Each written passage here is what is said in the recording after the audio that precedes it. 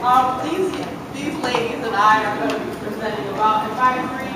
Most of us in the room have had experience with advisory, but some of us may not.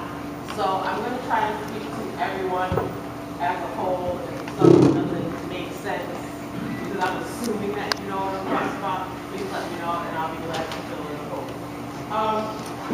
So, should I stand over here, Maggie? Yeah, I was just going to say that. No remote?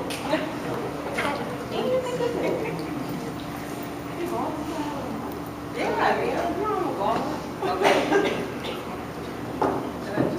Okay, right there? Yep. Great, thank you. Okay, so, here's the question, what is advisory?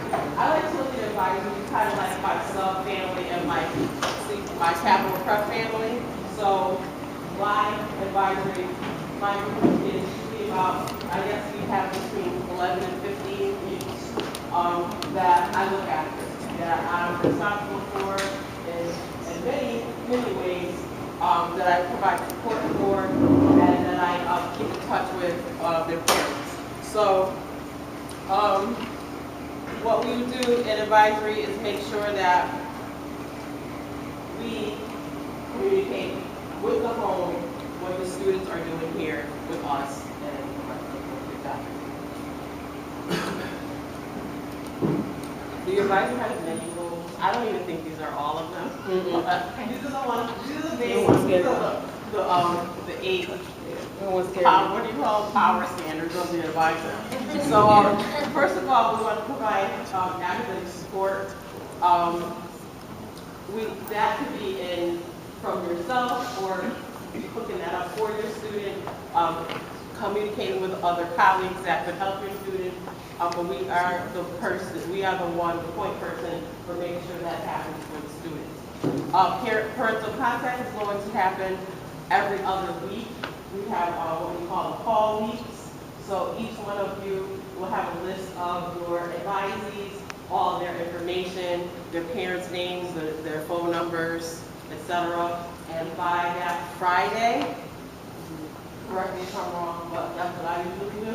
By that Friday, all phone calls will be made to each one of your advisor's parents on updating them on whatever is going on with your advisors. Parents usually like to know how they're doing academically, if they're having any disciplinary issues, any events that are going on in the school, you might want to update the parents to that. So you use your judgment as you go through the year. Any parental contact, any conversations, face-to-face, emails, telephone conversations should all be logged in Google Docs still, yes? Yes. Okay, in Google Docs, and any of us on the staff can help people who are having trouble with Google Docs. Basically, you just write in notes about your conversation, concern, the date, time, and just give a little word about the outcome of the conversation. Just to jump in really quickly, if you're pre-K, you don't have your own separate advisory. It's self-contained. So your pre-K students are your advisees. So essentially, you'll be doing the same thing that you're learning here. Except for you're making the phone calls to your students in your classroom. So I just wanted to put that out there because last year we just kind of found out how we did it that way. Okay, and thank you. If anybody, again, I'm just kind of glossing over this. If you think of anything, especially veteran teachers who have been doing this for years, please chime in because I'm not going to remember. Yes. Yes, you will set up your Google Docs account, and then we have a template in there called whatever your last name is, advisory. And when you click on that, all of your advisors will be like in a spreadsheet, and that's where you log when you make your calls. And then you can also, put notes in about what the call is before we can call. Sorry, no, I was just going to say, I pulled it up. It looks something like this. It will say Kissing Advisory, and I just start so that I know, and you have all of your advisees listed on the left, and then every other week you're going to contact them, so you write the date that you contact them, and then if you click on the lower tab, you just write like the date, the time, like what you guys talked about and everything. And that's about it. And someone came up with a good idea last year where you put the student's number right under their name, so if anyone needs to contact that child's parent, they could go right into that document and see. I'm sorry? No, that's only shared with you and Chris Fulton. Those are the only people who can access that document. It's also important when you want to call me and you are logging the information in to make sure even if you don't get a parent, that you just put down what happened. And that's a voicemail, whatever it was. Because if you let it get away, then 3 or 4 calls you get along with anything, and that doesn't look good. And it's just a way to keep track of what you're doing and to cover yourself sometimes, because sometimes you'll run into parents who say they never hear from you or you're not reaching out to them, and so you want to document everything that you do and all the efforts that you make to contact the parent. Yes, I'm sorry. When you make the parent call, it's a good idea to have a printed set of progress reports for all classes.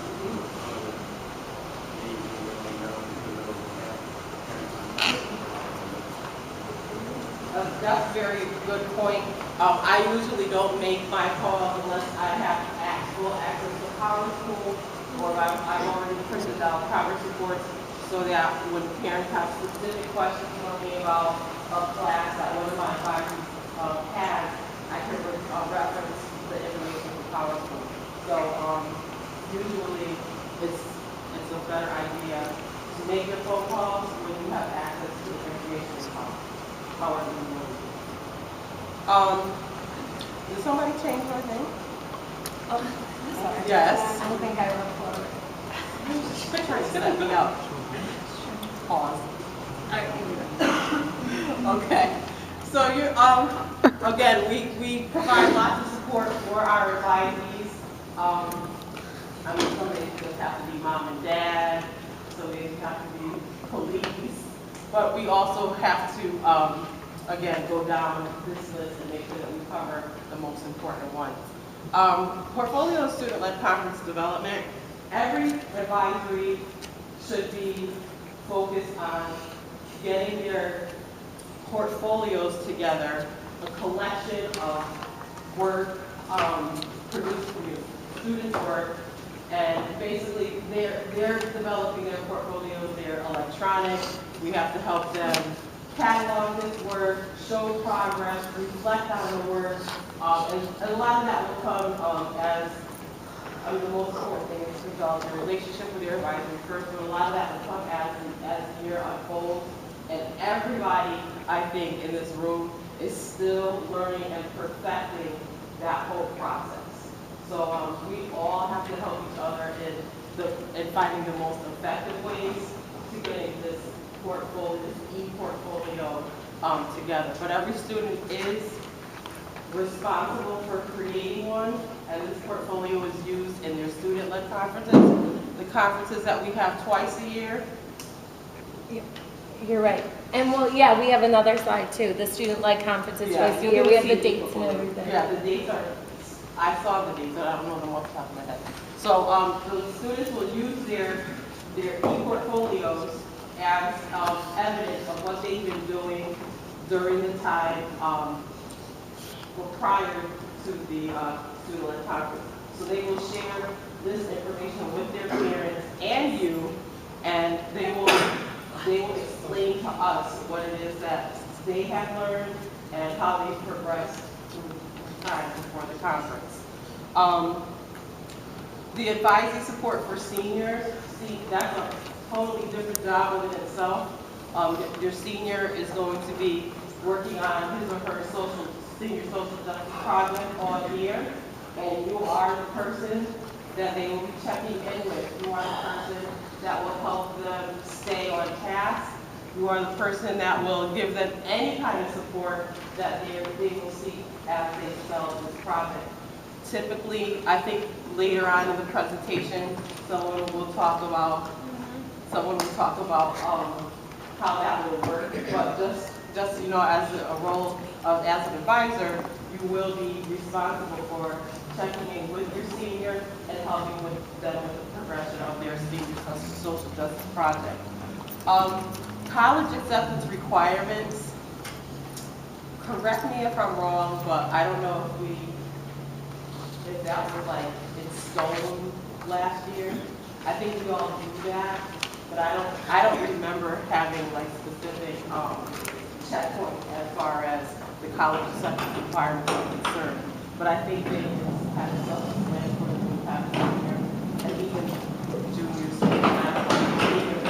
We need to make sure that they stay on top of what they need to do as far as the college acceptance process is concerned. So those are, like I said, some of the roles of the advisor, the most important roles that you will all discover that you get to take on many more with your advisors. Bear with me.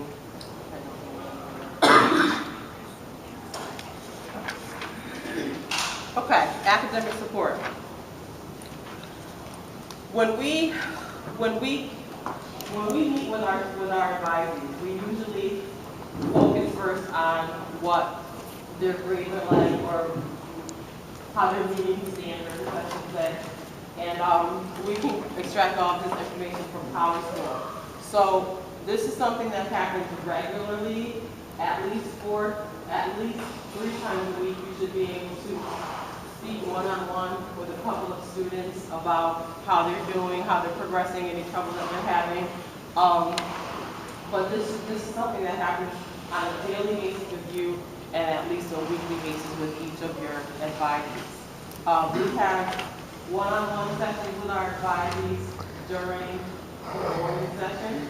They're short and sweet. You don't have a lot of time to meet with everybody, but if you do get 2 or 3 in the morning, just touch base with them and make sure that the students understand that you are always going to be on top of what they're doing. So it's very important to consistently have these meetings with them, even if it is just a few minutes a day, because they need to know that they're accountable for what it is that they are or are not doing in class.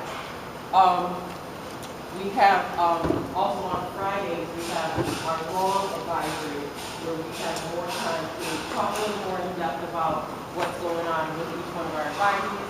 We also have lesson plan topics around social justice that should be covered during advisory, and also with the topics of learner expectation application, again, that all will tie in with the portfolio, and those are things that we do on overtime on Friday, because we have to take a chunk of time.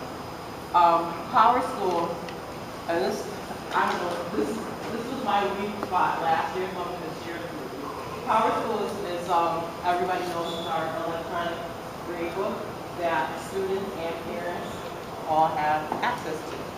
So it's very important for us as a staff to keep it updated, especially because as advisors, it gets to be kind of awkward if you don't have the information that the parent is looking for because the database hasn't been updated. So truly, Power School is important because the teachers need to keep it current for advisors who need to be communicating with parents.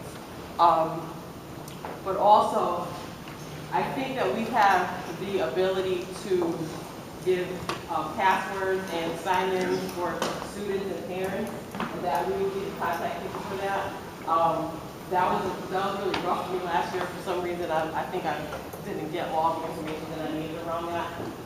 So my kids got started late with the access to Power School. So I just wanted to bring that to everyone's attention. If any of your advisors are asking, how do I get into Power School, that is your responsibility to be able to provide that information for them, assist parents when they're having trouble logging in and things of that nature. So Power School is an important tool, and we need to make sure that it's updated so that everyone can access it and use it as they need. Am I a parent contact person? Nope, that's me. No? Okay. All right, so Kelly's going to pick up on parent contact. As advisor of, I think I had 13 kids. I had one mom who would call me every single day asking for updates on her daughter. And you will have some parents in your advisory that are like that. And as annoying as those parents may be, it's our job to give them the information that they want in the most professional of manners. So you need to contact your parents at least bi-weekly, like Ms. Brooks had said. If you notice that one of your advisees is having difficulty, either academically, socially, whatever other issues they might have, make that contact more often. Don't wait until the 2 weeks have passed by, because whatever circumstances are surrounding that kid and making them perform not up to their ability, we need to be aware of that so we can try to help them out. Conversations are two-way, and parents need to be aware of what's going on in school, just as we need to be aware of what's going on outside of school, at home, in their families, so that we can help them with whatever they need help with. And this is also the best way to get your parents involved in their child's education. A lot of times parents are working, they won't be able to get here for after-school activities, they may not drop their kids off in the morning, but at least this way their parents do feel some sense of connection to the school, to their child's education. That goes along with the affective support. As much as we're teachers and advisors, we also have to kind of be that coach, that cheerleader, that social worker. We have to be everything for a lot of these kids. They don't all get it at home, like kids in you may or may not. So we need to build this relationship. We need to support the students growing academically. We need to make sure socially that they're behaving at the right level. And if we notice that they're having issues socially, emotionally, there are people here on the SAT team who we can write a referral to, and then they'll meet with the students. Because a lot of times our kids' underlying issues are what is causing them to falter in the academic area. Each month it says you should meet individually with your advisee. I think that our advisories are small enough where we can meet with each student at least once a week on an individual basis. A lot of kids will come in early. You want to meet them early. That's completely up to you. But if you're having a hard time fitting it in, either during the weekly or the Friday longer sessions, that would be a good time. And like I said, discuss grades, but other things that are going on in the kids' life, because that I think is where we get the most current information on our students that really key us into the whole child and not just the learner. And the last two things I want to talk about are portfolios. My student last year in advisory didn't do a good job of keeping their portfolios. That's a lot of it is my fault. You know, I was not good about checking to make sure that they had enough artifacts every quint. And then when it got to the end of the year, we were able to get things done. One of the things I saw that I liked in Ms. Rivera's classroom, she had a giant checklist on the wall, and every artifact you could dig, they got a sticker or a check sheet or something. So it's a visual reminder of how many artifacts they have. And it also kind of motivates them. I know a lot of them want to get all their artifacts first. And some other advisories, if all the advisories have 5 artifacts in 2 weeks, they got whatever, donuts or breakfast or something. So if there's something you know that your advisory would like, and you motivate it by asking them to do it, but that's a good thing to do. The artifacts that the students should put in their portfolio should demonstrate standards that are being assessed in their classes and also the learner expectations. So Quint 1, we focus on the collaborator in your advisory. Quint 1, coach your advisories to pick up pieces of work that shows their collaborator. Maybe science is a laboratory or partner. They can use that as an artifact. Or maybe they did a project in math class, something like that. But collaboration, teamwork, that's what we're looking for Quint 1. And as each Quint progresses, the students will write reflections on this work. Why does this piece of work show that I'm enjoy collaborating? Maybe it shows that I'm not a good collaborator, and here's what I can do to improve on this learner expectation. So that's what we're looking for with portfolios. And last piece, social justice project. Last year was my first time being senior advising, and it was a little rough with my senior. My biggest thing that I took away with it is that I always have to be there to tie up every single loose end. And the senior advising will get phone calls, text messages, early morning scrambles, everything possible. But our biggest thing as an advisee for a senior or an advisor for a senior is to keep them on track, make them aware of the deadline, and just keep giving them as much support and encouragement as we can. Because if they don't complete this project,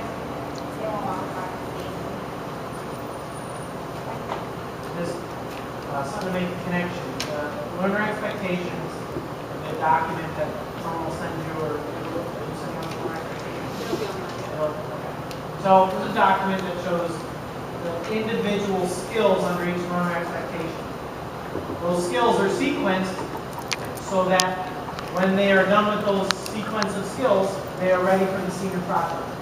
So the learner expectations and the senior project appear to be two separate things, but they're not, because the sequence of skills in that document leads you up to the senior project. So it's very important that you have your advisees look at those skills, identify which ones are the strengths.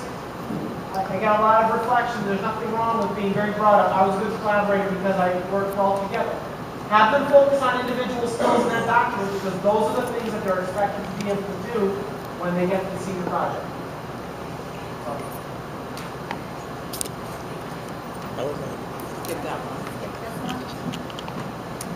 Oh, okay. All right.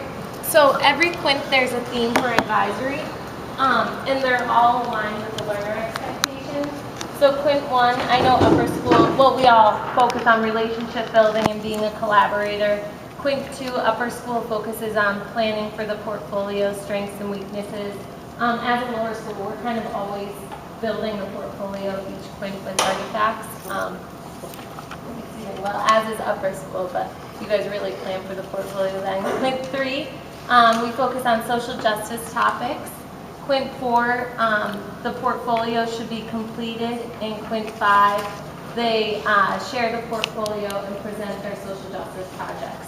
And every Friday we use that time, the extra time for advisory, to focus on lesson plans that have to